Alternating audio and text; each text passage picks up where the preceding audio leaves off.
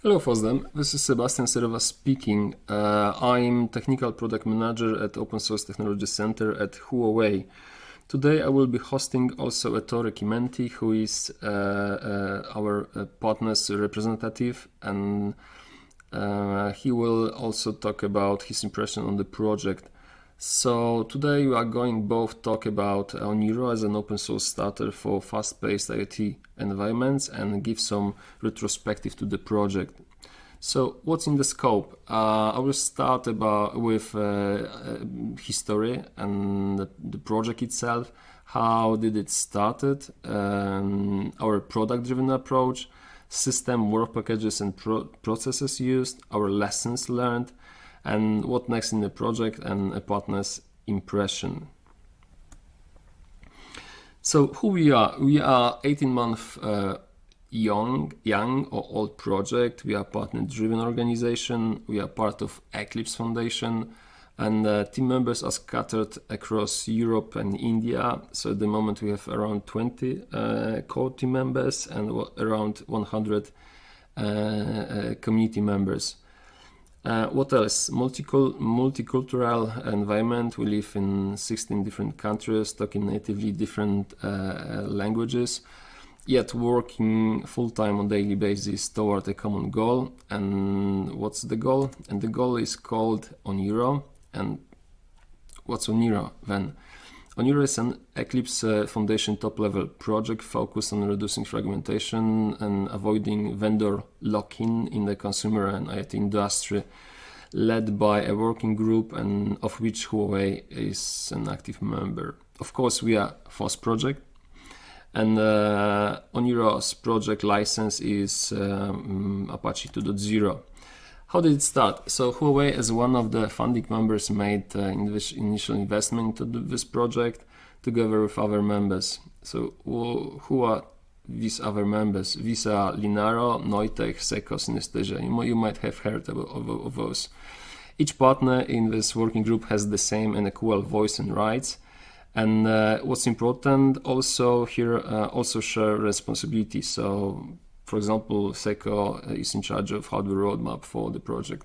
From the start, we are focused on license clearance, IP compliance, transparency, upstream first principle.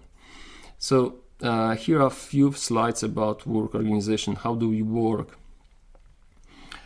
We believe in Scrum and apply as much of it as is possible. So Scrum itself is based on 6 core principles. One of them is empirical process control, and I will talk shortly about this one.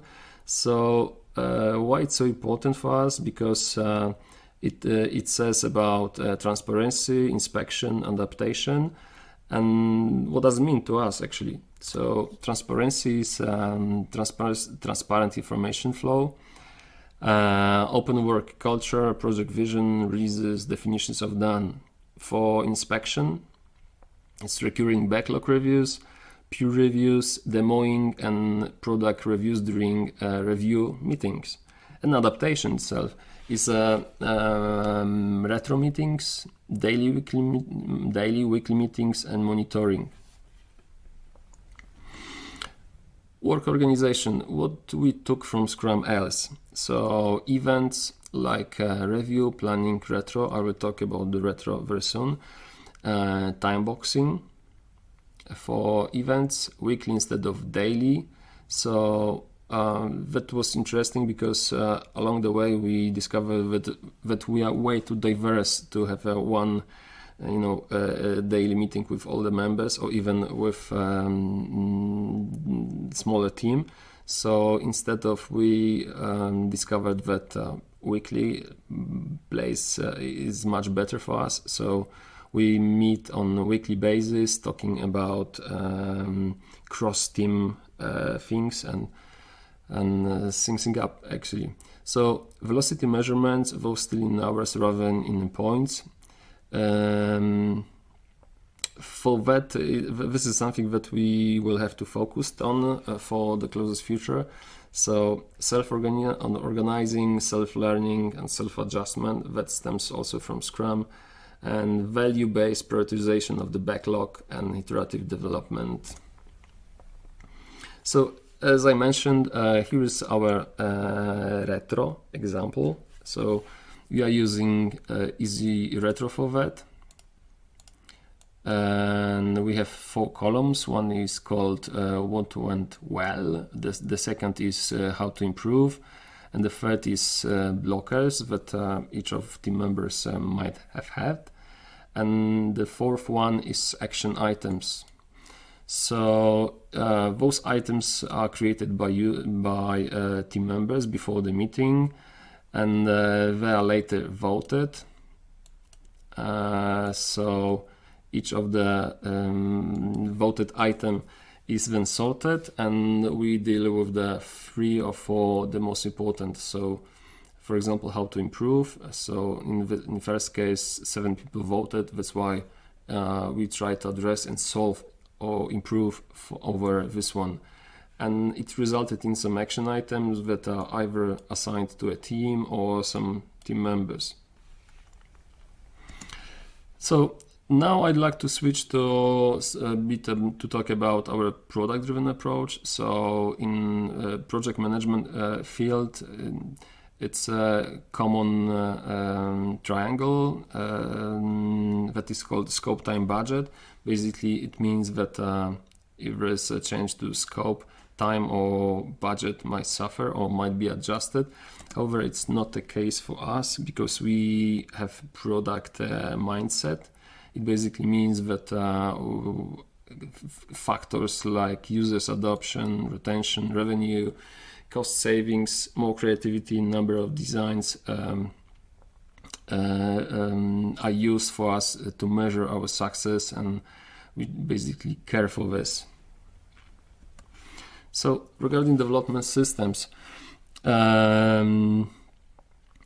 we are using GitLab and used Open Project, and I'd like to share some lights. I'd like to share some thoughts on this. So regarding GitLab, it's de facto a standard for software development and a tool very close to developers and development itself. For Open Project, it's easy to implement new workflows, easy to manage user rights and manage work items. Both support REST API. So what are cons for GitLab? And it's very subjective, so take it a pinch of salt. So for GitLab, missing custom fields, features like list, extra value placeholders, and missing custom enforced workflows that we saw, for example, in Open Project. Of course, we can do a lot of things with labels, but it's not that efficient, I think, as it is in Open Project.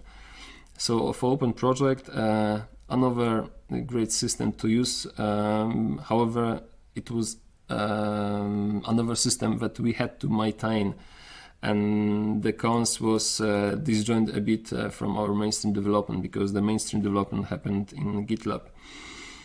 So here are some modules, Python modules used for while integrating those systems while working on those. I will talk about later. So this is our first flow. Actually, I like it very much. However, it was purely based on Open Project. Anyway, we had specification phase, we had design phase, we had testing phase, and we also had showing phase for the flows, for lean requirements flow, and this was the end. The problem with that flow was that it was purely based on Open Projects. So during the development, architects or development team had to switch between Open Project and GitLab, and it caused some delays and problems and so on. So guess what? Yeah, with the Scrum Spirit and empirical approach, we had to redesign it. We decided to redesign it. So the second flow was a bit more streamlined. So we have who, we had actions and happens in. We have phases here, and each phase has a naming, and you can see also where it was based. I don't want to go into details now because that's too much, but general again, it was a mix of open project and GitLab, and we decided to streamline again to avoid delays and so on during the development. So guess what? Yeah, we had to redesign it. So the third one is based on purely on GitLab, and we have for the work items column we have initiatives. Each of the initiatives has a template and a custom flow, is auto-labeled and is smart, and Epic has a GitLab Epic flow, and each of the item the issue in the GitLab has can be task, can be story, bug, or enhancement. For the planning column, we have at the highest level we have a roadmap that is time-based, will be auto-generated, and we are planning to have it auto-generated, and the timing is annual. So for the release is time-based, is tested, is automated, timing is quarter, and iteration is time-based, and timing is monthly.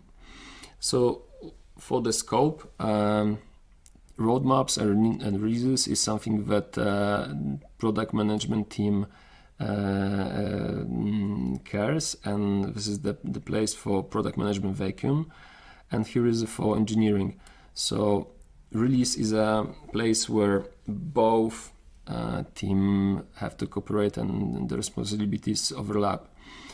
I would like to talk also about GitLab requirements a bit. So GitLab requirement is a feature that GitLab started development like a few years ago. And also in the software engineering, requirement is something that is testable with a clear result and pass or fail. So it's also long-lived and has a testing procedure. So we along the way we discovered that it's not not necessarily all the high-level working packages has this feature.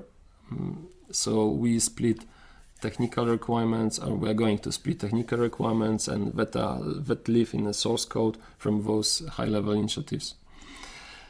Some of the ideas we came up with in this context, and these are prototypes, so might be inspiring for you. So regarding labels hygiene, and we saw this concept, I think, initially on the GitLab forum, and that was the original idea, was to do some extra work around labels to make sure that they are coherent. And we thought that we started trying, adjusting this idea to maybe to do some testings around the requirements, maybe some extra administrative work and so on. For auto labels, so we also prototype on auto labeling based on some the content of the issues, the content of the titles, and the description of the issues. So with keywords.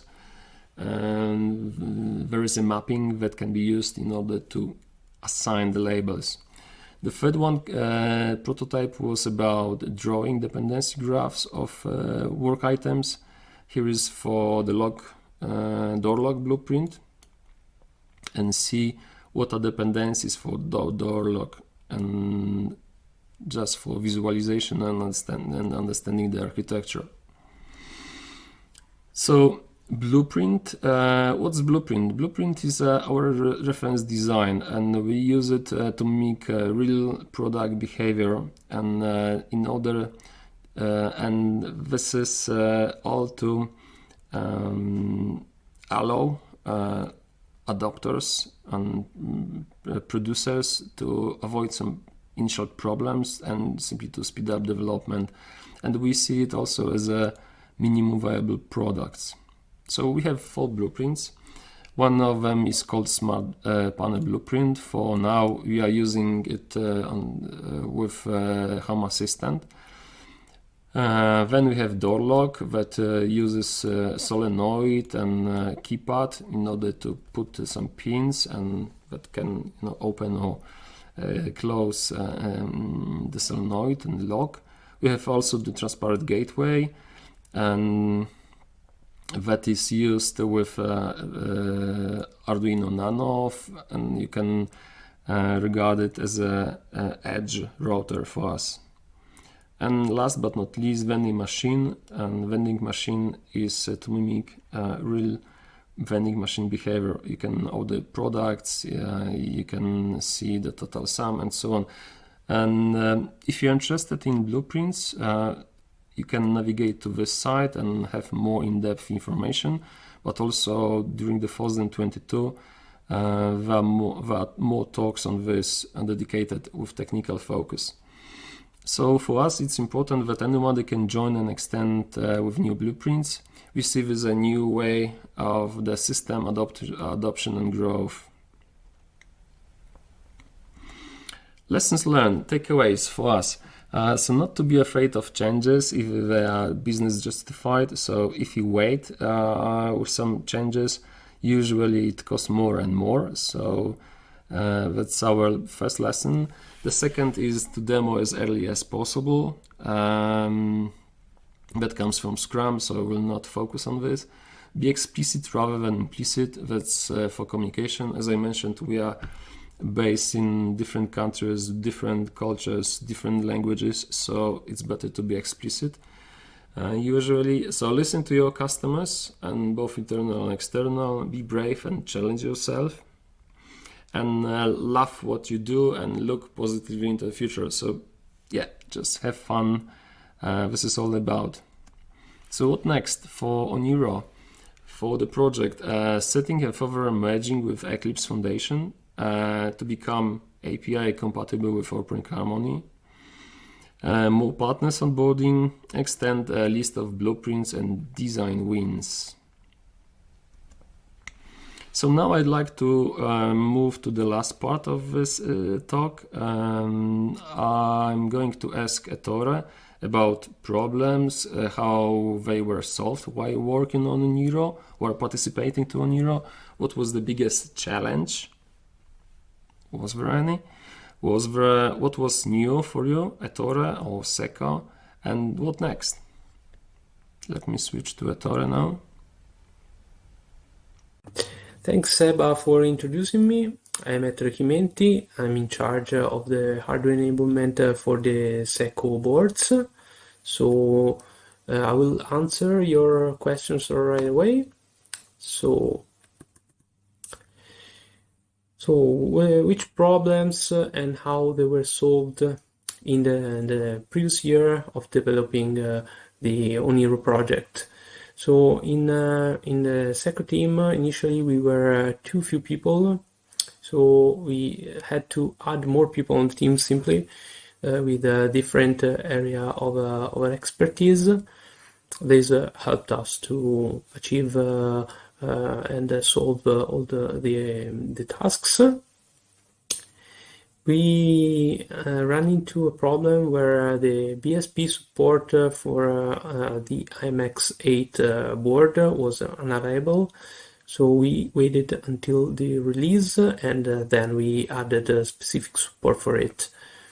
So lately we got some technical issues regarding the boards, so we added dedicated support for solving the problems. We teamed up with the Oniro team and we solved it. So what was the biggest challenges in the last year that we faced? So I think there was all on the same level, so I will list them all. So I think we achieved a support for heterogeneous architectures, one for Intel, one for the MX8. So they are both in the Oniro platform right now. We achieved an important security certification for the ARM board that is called ARM System Ready. So this will add security features into the board. And we got an important involvement in Oniro, in the Oniro project, led by the Eclipse Foundation. And lastly, we helped to design and deliver a blueprint for the vending machine blueprint. So really proud of it.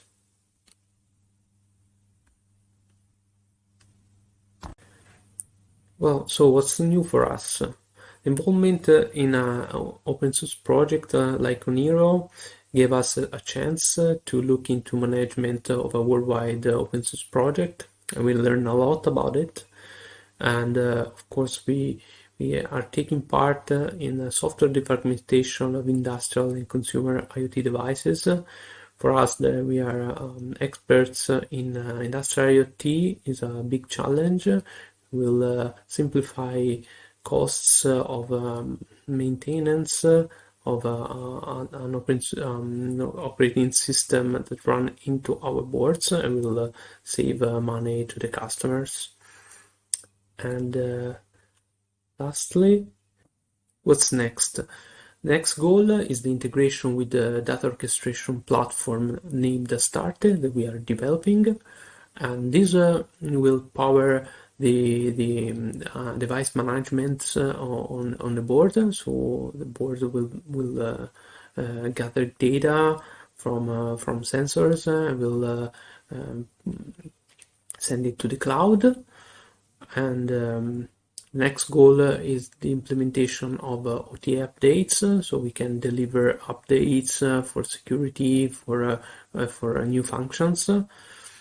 And lastly, we want to add a new reference board, the C31, that is based on the Rockchip. It's still evaluating, but we want to bring Oniro on the most number of boards in our catalogs. Thank you. Join us on onyourproject.org and the astarte.cloud sites for knowing more about the projects. Thanks again for listening, and goodbye.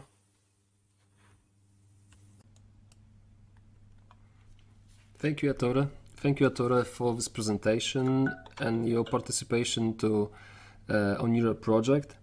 And I'm looking forward for our new adventures in Oniro project. So I'd like to talk shortly about the references. So if you are interested in project documentation and the project itself, and you can navigate to this link. We have two mailing lists. One is dedicated for development, the second is dedicated for working group itself. So again, it's about the transparency and how we are seeing it. Community chat, you can find details here, and if you want to contact us directly, you should go to this link. So again, I'd like to thank you, FOSDEM organizers, for allowing us to talk here. It was our pleasure to be here, me and Torres. And yeah, you are more than welcome to join us. And if any questions, I will be happy to answer after the talk. Thank you very much. Bye.